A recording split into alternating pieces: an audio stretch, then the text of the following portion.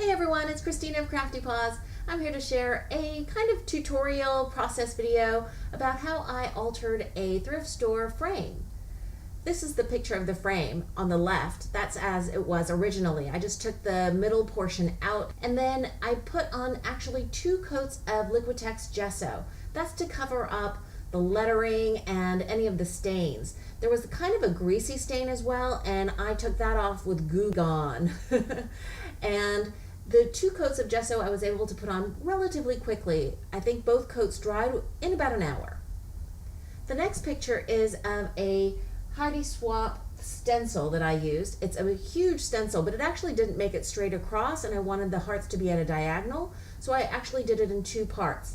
And the texture paste that I use is actually a sparkle texture effect by Martha Stewart.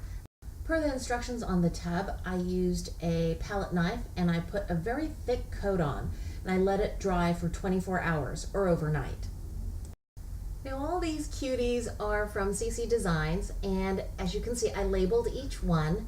I paper pieced all of their outfits and their shoes with some really cute strawberry pattern paper. In fact, it's actually 2 different strawberry patterns because I didn't have enough of just the one. And I Copic colored all of their skin and their hair, all in wild colors.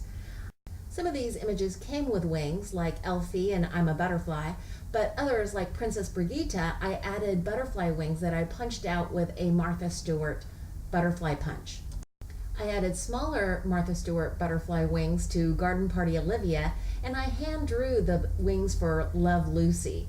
I put stickles or glitter glue on all of the wings so they would have a really magical sparkle, and I really like how they came out. I'm actually going to share a few more shots. Here I've added Sweetheart and Cupcake Brigitte, and for Sweetheart I gave her the roses to hold from Rose and added little butterfly wings to her as well. For Brigitte I gave her bright red hair. I had a little extra fun there, adding some warm grays.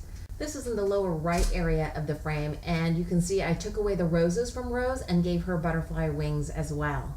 Then in the upper right of the frame, I've added Cupid and gave her bright green hair with yellow highlights.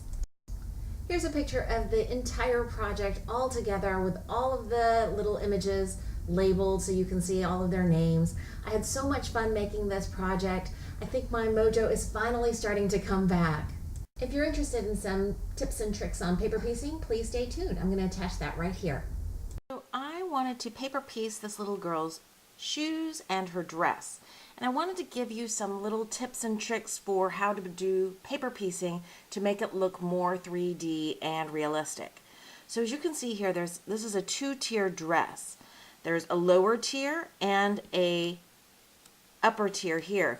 And some people might just stamp it out like I've done here and just cut it all out in one piece.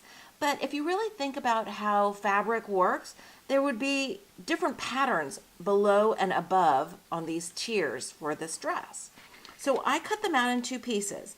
For the lower tier, I'm just interested on the details at the bottom here, because the top I just cut straight across really, because that will all get covered up when I do the paper piecing, right? And look, doesn't that look more realistic because the patterns stop at this tier right here where it meets, and this pattern stops right there? I also like to make sure that I ink all the edges of my fussy cut pieces. And I learned this from Kathy Rakusin. She said to use this Memento dual marker. This is the Tuxedo Black, and I just go all along the edges, holding my little paper pieced item there and just running the brush tip along the edge. And I think that really finishes off those little paper pieced items. Lastly, before I glue all the pieces down, I like to make sure I add some shadowing. So for this, I'm just going to take my C2 marker and I'm going to put in shadowing really easy breezy, but where there would be shadows in the dress, like in the crux of the bow, where the seams come together, behind the bow, all those areas that would be in shadow if you colored this with regular markers. Don't forget to put those shadows in when you're paper piecing. It really takes up your paper piecing to that extra level. Also, I'm going to take these little curves down here because those would likely have fabric folds as well. I think just adding that little bit of shadow really adds a lot. For this layer, I'm going to make sure that I have shadow right where that upper layer and lower layer would meet. And again, I can be kind of sloppy about this because the top is all going to be covered up with this top layer. And that creates a nice little shadow behind where this top layer would fall on the lower layer. And again, I'll flip it around and just add a little bit of shadowing here.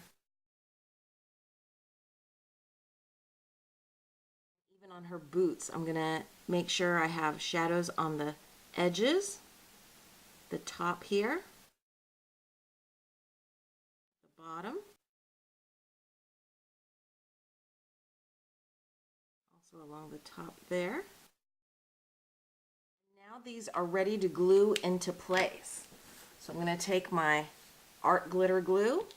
Any wet glue will work, but I like using this fine tip nozzle on this art glitter glue.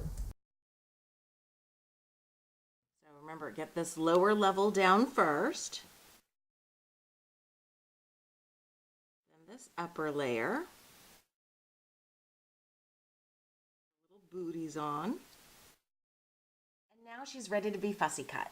Actually, a little tip here. If you fussy cut out the image before gluing down the paper piecing pieces, then you can actually shortcut the fussy cutting. Instead of all the ruffles, you could go straight across. Any place where you have a paper piecing piece going over top, you can shortcut the fussy cutting details. I hope you enjoyed this process video.